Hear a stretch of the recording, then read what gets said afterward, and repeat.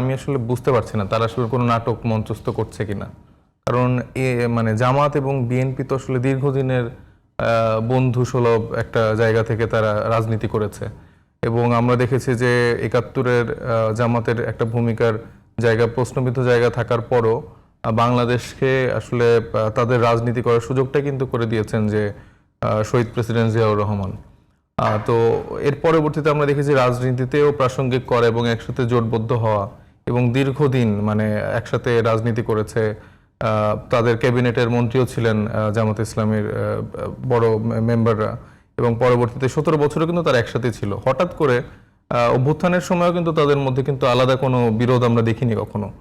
তো হঠাৎ করে আমরা ৫ তারিখের পরে কিছু সময় পার হওয়ার পর আমরা দেখছি যে একদম দাকুরাল সম্পর্ক। তো এইটা কি আসলে কোনো মানে জনগণকে আইওয়াশ করা হচ্ছে কিনা যে আমরা দুজনে খুব বড় রাইভাল? আমি ওইভাবে বলছি না, আমি বলছি যে আপনারা তো ভালো বুঝবেন। আপনারা যেহেতু বলছেন যে নির্বাচনের আগে গণভোট হলেও সমস্যা নাই, নির্বাচনের দিন হলেও সমস্যা নাই। না মানে আমার কথা হচ্ছে যে গণভোটটা তো এখানে ইস্যু না। আমার কাছে যেটা মনে হচ্ছে যে তাদের মধ্যে নিজস্ব কোনো বার্গেনিং টুল হিসেবে গণভোটটাকে ব্যবহার করছে কিনা, যেহেতু তাদের মধ্যে একটা আন্ডারস্ট্যান্ডিং আছে এবং জনগণের সামনে উপস্থাপন করা হচ্ছে যে তারাই দুইটা মেইন পার্টি, মানে পক্ষ বিপক্ষের জায়গা থেকে।